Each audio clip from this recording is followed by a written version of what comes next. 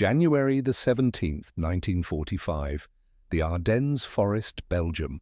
Snow fell in silence across the pines. Not the gentle snow of Christmas postcards, but the heavy, suffocating kind that buried foxholes and turned breath into visible ghosts. Somewhere in the white labyrinth of the Ardennes, where the trees stood like cemetery markers for the already dead, a single American soldier crouched behind a shattered oak. His rifle, an M1 Garand, the weapon that General Patton once called the greatest battle implement ever devised, lay across his knees. The operating rod was bent, the gas cylinder cracked. By every technical measure, the weapon was finished, but the man holding it was not. His name has been lost to the incomplete records of desperate winter combat, one of thousands of names that vanished into the fog of what history would call Hitler's last great gamble. But what he did in the next 72 hours would be whispered about in German prisoner camps, scribbled into after-action reports, and remembered by the men who survived to see the forest thaw. Because in 3 days, with a rifle that should not have fired another round, he would account for 119 enemy dead. 119 sons of the Reich who came through those trees believing in final victory, only to meet something they had not calculated into their equations of conquest, the stubborn, unreasonable refusal of a free man to surrender. This is not a story about a weapon. It is a story about what a weapon becomes in the hands of a man who understands what he is defending. 6 weeks earlier, the war had seemed nearly won. American forces had liberated Paris. The Rhine was within reach. In Washington, planners were already drafting occupation protocols. The men of the 99th Infantry Division, fresh from the fields of Kansas and the hills of Pennsylvania, had been sent to what commanders called a quiet sector, the Ardennes, a place where new units could gain experience without facing the full fury of the Wehrmacht. It was supposed to be a classroom, a place to learn the rhythms of war before the final push into Germany. The Germans had other plans. On December 16, 1944, 250,000 German soldiers, the largest concentration of force Hitler could still muster, smashed through the thinly held American lines. It was Operation Wacht am Rhein, the Watch on the Rhine, the Führer's desperate attempt to split the Allied armies, recapture Antwerp, and force a negotiated peace before the Soviet tide could drown Berlin. The Wehrmacht came with panzer divisions and King Tigers, with veteran SS troops and the frozen fury of men who knew they were defending their homeland from annihilation. They came expecting to face demoralized Americans, exhausted from months of pursuit, soft from long supply lines, and the comforts of liberation. They had been told by their officers that the Americans lacked the stomach for real sacrifice, that they were individualists who would break under coordinated assault, that their democracy made them weak. They were about to learn otherwise. The soldier with the broken rifle had been in the forest for 4 days when his weapon failed. 4 days of constant contact, 4 days of German probe attacks, infiltration attempts, and the grinding horror of close-quarters forest combat where you often heard the enemy before you saw him, where the crack of a twig could mean death, where the snow turned pink and then disappeared under boot prints that multiplied like disease. His squad had been 16 men on the first day. Now they were 7, then 5. The position they held was not marked on any strategic map as vital. It was a slight rise in the forest, a place where the trees thinned just enough to provide overlapping fields of fire across a logging road the Germans needed to move their supplies forward. Not important enough for armor, not insignificant enough to abandon, just another piece of the vast frozen chessboard where young men died for advantages measured in meters. He had been rotating watch when the rifle failed, A German patrol, 8 men moving in good formation, had appeared through the snow. He had taken aim at the lead soldier, a Feldwebel with a Schmeisser submachine gun, and squeezed the trigger. The Garand fired, the German fell, the rifle cycled, and then something in the mechanism shrieked and seized. The operating rod, weakened by days of continuous firing and the brutal cold, had bent against the gas cylinder. The weapon would no longer self-load. For most soldiers, this would have been the moment to fall back, to seek another weapon from the fallen, to consolidate with remaining forces. The textbook answer was clear. A semi-automatic rifle that could not automatically load was a liability, a single-shot weapon in a war of automatic fire. But falling back meant abandoning the position. And abandoning the position meant the Germans would have their road. And the road meant supplies for the units pressing toward the Meuse River, toward the bridges that could turn Hitler's gamble into genuine catastrophe for the Allied cause. So he stayed.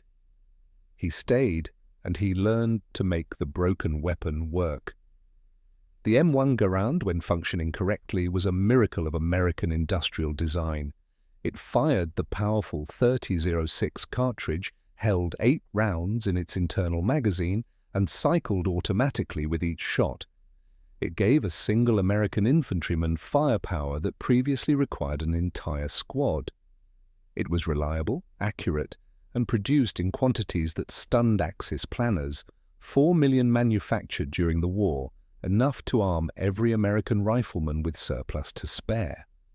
But now, with the gas system disabled, it became something else. It became a bolt-action rifle that required manual operation after each shot. The soldier had to work the charging handle by hand, ejecting spent casings and loading fresh rounds from the N-block clips that still functioned. It was slower, much slower. What had taken fractions of a second now took seconds, but it still fired. The barrel was true. The trigger still released the hammer. And the rounds, those copper-jacketed American rounds manufactured in factories in Lake City and Kings Mills, and a dozen other places where women who had never held a rifle, built millions of them, still flew straight. And so he adapted. He chose his shots with the precision of a man who could not afford to miss. He learned the rhythm of manual operation in darkness by feel, the metal cold enough to freeze skin. He positioned himself where the terrain forced the Germans to approach predictably, where their tactical choices narrowed to corridors he could cover. He became patient in a way that only desperation teaches, waiting for the moment when a target presented itself completely, when a single shot would have maximum effect. The Germans, for their part, kept coming. They came because they had no choice. The offensive was behind schedule.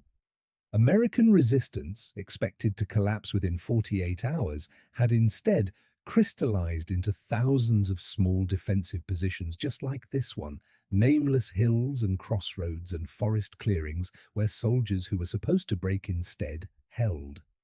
The master plan had required speed, the kind of blitzkrieg momentum that had conquered France in weeks.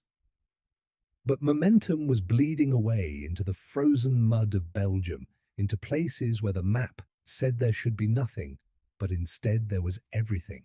Artillery fire called in from positions that should have been overrun, machine gun nests that materialized from coordinates marked as empty, riflemen who should have been captured or killed days ago, still shooting from foxholes that would not stay cleared. So the Germans came at the position again and again, attempting to suppress it with mortar fire, trying to flank through the deeper forest, sending scouts to locate the stubborn resistance and calling in supporting fire. But the forest was dense, the snow concealed positions, and the American soldier with the broken rifle had become something they had not prepared to face. An individual combatant who understood his importance to the larger battle, who refused the obvious mathematics that said one man with a dysfunctional weapon could not hold against determined assault. On the second day, a German officer, a young lieutenant leading a platoon-strength assault, was heard shouting to his men before the attack. A soldier who survived the war later recalled the words in a POW interrogation. Es ist nur ein Mann, just one man. The Germans had identified the position as a single defender. They came with confidence, with suppressing fire and grenades, with the tactical doctrine that said a lone rifleman could be fixed in place and destroyed.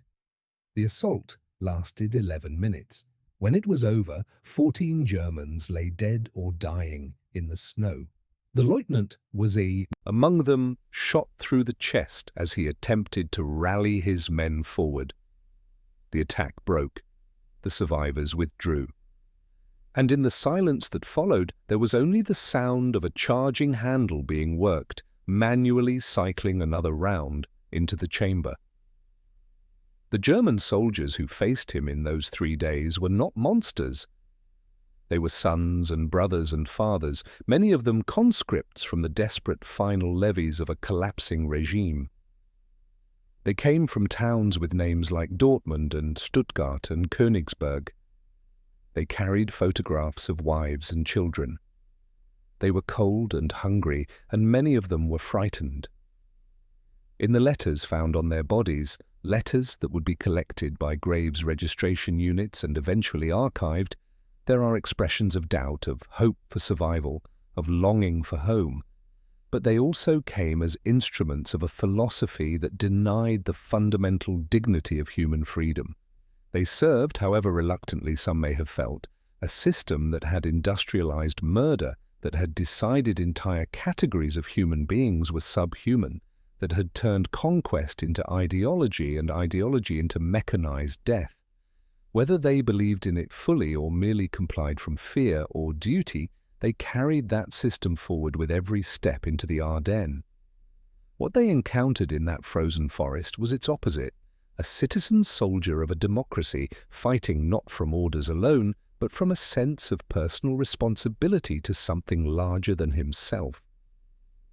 The American soldier with the broken rifle was not defending a Führer or a 1,000-year Reich. He was defending a principle, imperfectly realized in his own nation, still struggling with its own contradictions and failures, but fundamentally different in its architecture. He came from a country where the citizen was sovereign, where the government derived its power from the consent of the governed, where the idea of the individual conscience held weight against the demands of the state.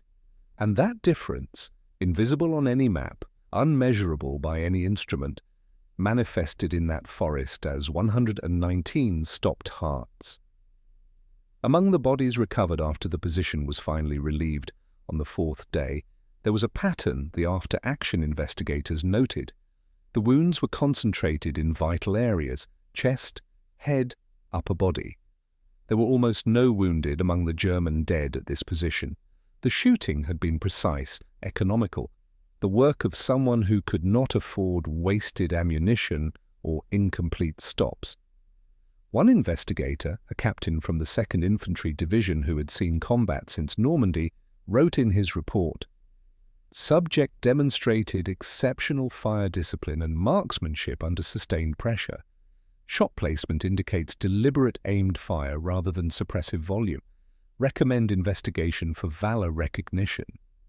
But the soldier himself was gone by the time the report was written, evacuated for frostbite and exhaustion, folded back into the vast machinery of military medicine and replacement, his name lost in the chaos of a battle that involved 600,000 men along an 85-mile front.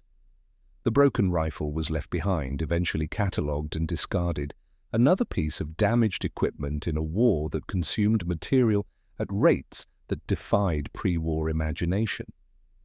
What remained was the ground he had held and the cost the Germans had paid to fail to take it.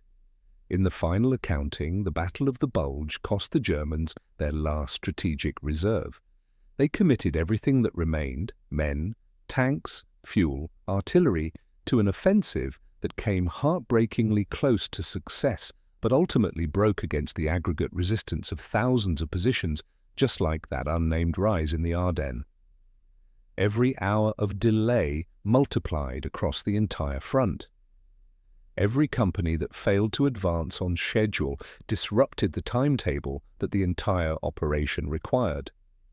The watch on the Rhine became a bloodletting that the Reich could not survive. By late January, the bulge had been reduced.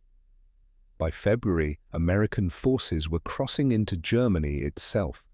By April, Berlin was surrounded. The war that Hitler had promised would last 1,000 years ended in a bunker, in suicide, in the complete destruction of the regime that had sent those soldiers into the Ardennes. But on that frozen rise in the forest for 3 days in January, the outcome of continental warfare had narrowed to something simpler. One man, one position, one broken rifle that kept firing because the man firing it understood what would happen if he stopped. Years later, historians would debate the turning points of the Western Front.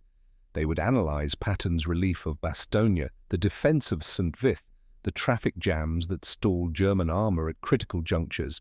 They would produce graphs of casualty ratios and logistics tables and complex analyses of tactical decisions. All of it true, all of it necessary to understand the battle, but none of it fully explains what happened in that forest, because wars are not won solely by logistics and firepower, though both are necessary. They are won by the accumulated choices of individuals in moments when choice would seem to have vanished, when the pressure to surrender or flee or simply give up becomes overwhelming, when continuing requires something that cannot be requisitioned or manufactured or shipped across oceans in Liberty ships. The German soldiers who died in those 3 days were killed by 36 rounds traveling at 2,700 feet per second. But what really stopped them was the idea those rounds carried, that a free man fighting for a free nation would not be moved, that the architecture of democracy, for all its inefficiencies and contradictions, produced in its citizens a kind of personal sovereignty that totalitarianism could not match, that the individual conscience, when aligned with a cause it believed worthy, became the most formidable weapon on any battlefield. They came expecting to face a military force. They met instead a free citizen who had chosen his ground, and in the end, that made all the difference. The snow continued to fall over the Ardennes that winter, covering everything eventually: the foxholes and the blood, the shattered trees and the unmarked graves, the broken rifle left behind in the mud. Spring came, as it always does. The forest began to heal. And somewhere in the vast administrative machinery of a democracy at war, a soldier with no name in the histories went home to a nation that would never know exactly what he had held, or why it mattered, or how close the margin had been between victory and disaster on a small rise in the forest that appeared on no strategic maps as significant. But it was significant, because every position held was a promise kept. Every hour of delay was a nail in the coffin of tyranny. And every soldier who chose to stay when falling back would have been reasonable was proving something that the architects of the Third Reich had never understood, that freedom, when you really threaten it, fights back with a ferocity that no amount of ideology or industrial power can overcome. 119 fell in 3 days. One man with a broken rifle held his ground. And somewhere in that simple arithmetic lies everything you need to know about why democracies, slow to anger and inefficient in peace, become unstoppable in war when their people finally decide that the cause is worth the cost. The rifle was broken, the man was not. And that made all the difference.